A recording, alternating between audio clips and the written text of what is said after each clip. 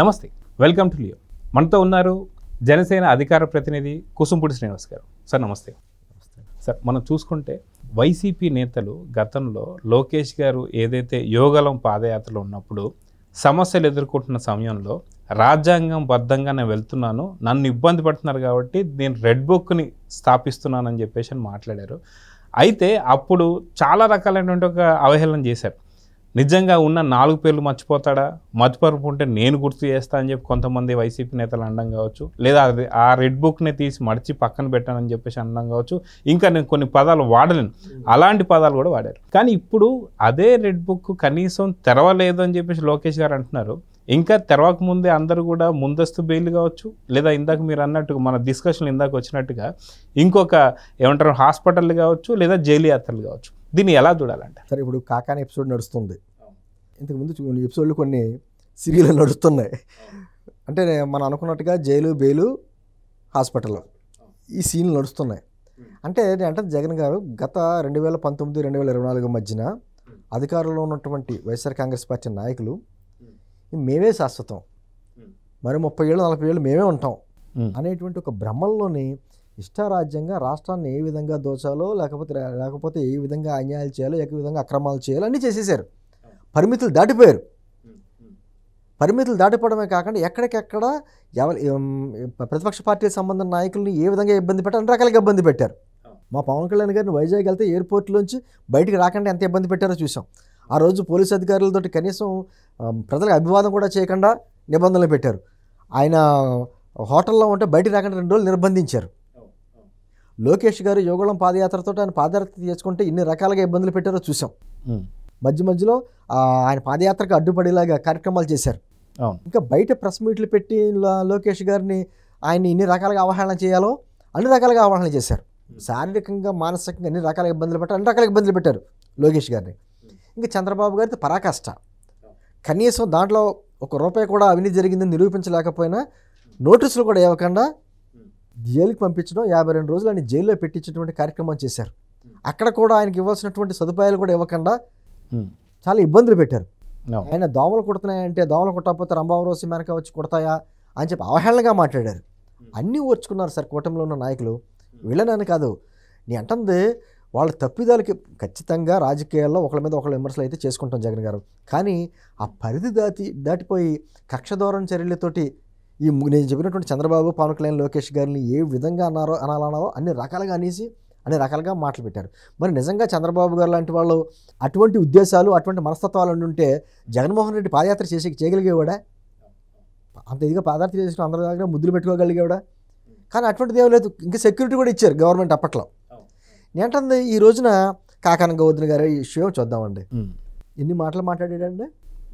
మొన్న ఏదో ఇష్యూలో వచ్చి ప్రెస్ మీట్ పెట్టి పోలీసు అధికారులు బెదిరింపులు, మేము మళ్ళీ అధికారంలోకి వస్తాం, మీరు సప్త సముద్రాలు అవతల దాక్కున్నా కూడా మిమ్మల్ని తీసుకొచ్చి రిటైర్ అయిపోయిన తర్వాత అయినా కూడా తీసుకొచ్చి మిమ్మల్ని బట్టలు ఓడదీసి సమాజం ముందు నిలబెడతామన్నారు.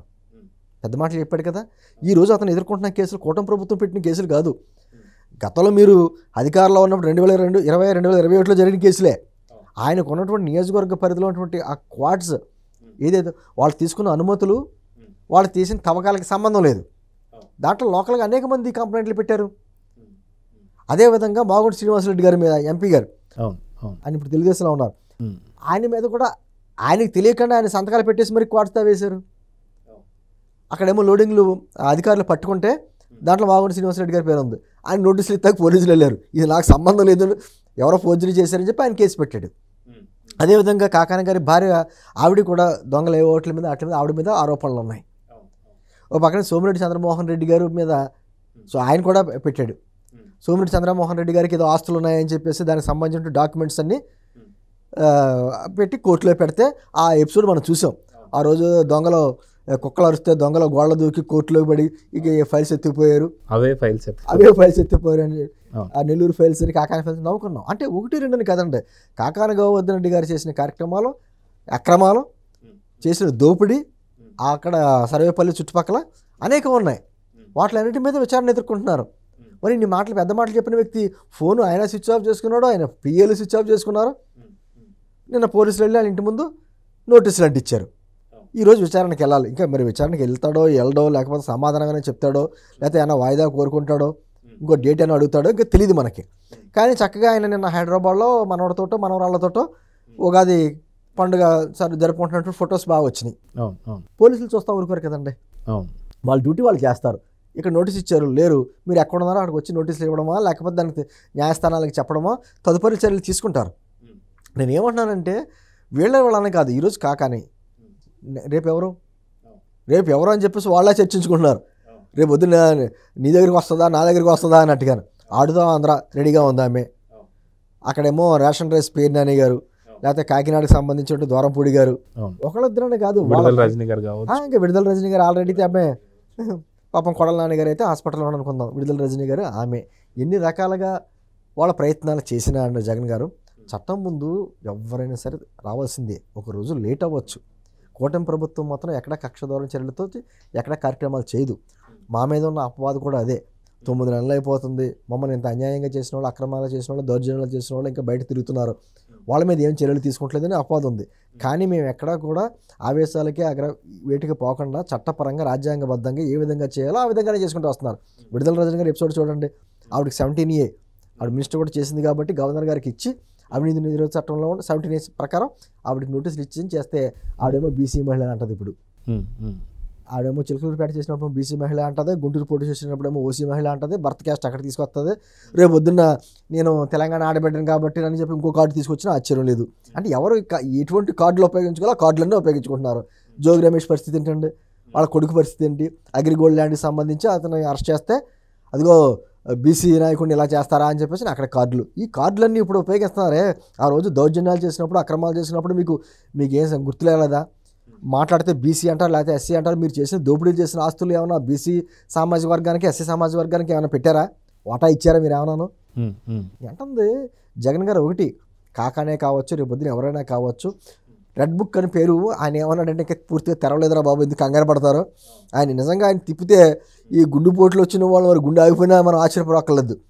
అంటే ఆయన మాట వరుసగా అన్నాడు, మేము ఎవరిని తప్పు చేసిన వాళ్ళు మా కూటమి ప్రభుత్వం వదలదు, చట్టపరమైనటువంటి చర్యలు, అది కక్షధోరణ చర్యలు కాదు, మీకు మళ్ళీ అర్ధరాత్రి అపరాత్రి వచ్చి అరెస్టులు చేసేటువంటి కార్యక్రమాలు కాదు, చట్టపరమైన చర్యలు మాత్రం ఖచ్చితంగా తీసుకుంటామనే మాట ఎప్పుడైతే అన్నారో అటువంటి కార్యక్రమాలు ఇప్పుడు జరుగుతున్నాయో, ఇంకా అదిగో రెడ్ బుక్ లో ఏ పేజీలో నా పేరు ఉందో అని చెప్పేసి వాళ్ళే కొంచెం కంగారు పడుతున్నారు. అదే గతంలో కూడా మనం చూస్తే సార్, తెలుగుదేశం పార్టీకి సంబంధించిన కార్యకర్తలు కావచ్చు, దాదాపు 70,000 పైచులకు కేసులు పెట్టారు. సో ఇప్పుడు అక్కడ ఉన్నటువంటి ఏపీ ప్రజలు కూడా అదే కోరుకుంటున్నారు. సో మా మీద ఇంతగా కక్ష సాధిస్తున్నారు కదా, మీరు ఎందుకని ఇంకా చాలా సాఫ్ట్గా వ్యవహరిస్తున్నారు, దీని ఎలా? అంటే లేదండి, ప్రజల మనోభావాలను బట్టి ప్రభుత్వాలు వెళ్ళవు. ప్రజలకి ఒక్కొక్క సందర్భంలో ఆవేశాలు ఉంటాయి. ఎక్కడైనా చిన్న ఇన్సిడెంట్ జరిగితే ఇమీడియట్గా కాల్ చేయాలంటారు ప్రజలు. ప్రభుత్వం చేయలేదా పని? ప్రజల్లో ఉన్న ఆగ్రహవేశాలు తగ్గట్టుగా ప్రభుత్వాలు ఎప్పుడు వెళ్ళవు. ఖచ్చితంగా చట్టపరమైన చర్యలు రాజ్యాంగబద్ధంగా చేస్తారు. నేను అధికారంలో ఉన్నాను కదా, నాకు ఇంత మెజారిటీ ఉంది కదా, నేను కాల్ చేయాలి లేకపోతే ఇంకోటి చేసేయాలంటే కుదరదండి. ఇక్కడ ప్రజాస్వామ్య దేశంలో ఉన్నాం కదా, ఖచ్చితంగా ప్రజల్లో వాళ్ళ బాధలు పడ్డారు కాబట్టి, అందులో కార్యకర్తలు కూడా. ఇప్పుడు చంద్రయ్య గారు ఉన్నాడు, ఆ తెలుగుదేశం పార్టీ కార్యకర్తను అతన్ని పీక్కొచ్చి చంపేశారు. మరి వారి కుటుంబానికి ఎంత బాధ ఉంటుంది? వాళ్ళ ఆ కార్యక్రమం చేసిన వాళ్ళకి ఎదురు కూడా తిరుగుతుంటే వాళ్ళు ఎంత బాధగా ఉంటుంది? ఖచ్చితంగా బాధ ఉంటుంది. కానీ దాన్ని చట్టపరంగా చేసుకోలేదు తప్ప వాళ్ళందరినీ లేలో నుంచి పెట్టి కాల్ చేస్తాక మనం ఏమేమి మిలిటరీ రూల్లో లేం కాదు కదా. అంటే ఆ విషయం ప్రభుత్వానికి కూడా అర్థమవుతుందండి. ఎందుకంటే వాళ్ళు ఇన్ని బాధలు పడ్డారు గత 5 సంవత్సరాల్లో, వాళ్ళ కష్టాలన్నీ పడి మనకు అండగా నిలబడ్డారు. వాళ్ళు ఓటు అనే రూపంలో మనకు సహకరించారు. ఈ రోజున ఇంత మెజార్టీ ఇచ్చారంటే వాళ్ళ కష్టాలు పడి అని జగన్మోహన్ రెడ్డి అంటే భయంతో మన మీద ఉన్న నమ్మకంతో మనకు అధికారం ఇచ్చారు. ఖచ్చితంగా వాళ్ళు తగ్గట్టుగా న్యాయం చేస్తారండి. కానీ కాస్త వెనక ముందు అవుద్ది జగన్ గారు. ఇమ్మీడియట్గా ఈ నెలలోనే వచ్చే నెలలోనే జరిగిపోవాలి, మొత్తం వైసీపీ నాయకులు అందరూ కూడా జైలుకి వెళ్ళిపోవాలంటే కుదరదు. అలా చేస్తే వాళ్ళకి మనకి వ్యత్యాసం ఉండదు. వైఎస్ఆర్ కాంగ్రెస్ పార్టీలు ఏదైతే చేశారో వాళ్ళ పరిపాలన కావచ్చు, కక్షధోరణి కావచ్చు, అది చేయకపోవడమే మనం చేయాల్సింది. అదే చేస్తుంది కూటమి ప్రభుత్వం. సో చూద్దాం సార్, ఖచ్చితంగా రెడ్ బుక్ ఇంకా తెరవక ముందే హార్ట్ అటాక్లు వచ్చేస్తున్నాయి. సో చూద్దాం తెరిస్తే ఏం జరుగుతుందో. నమస్తే. Please subscribe to Leo news for more videos.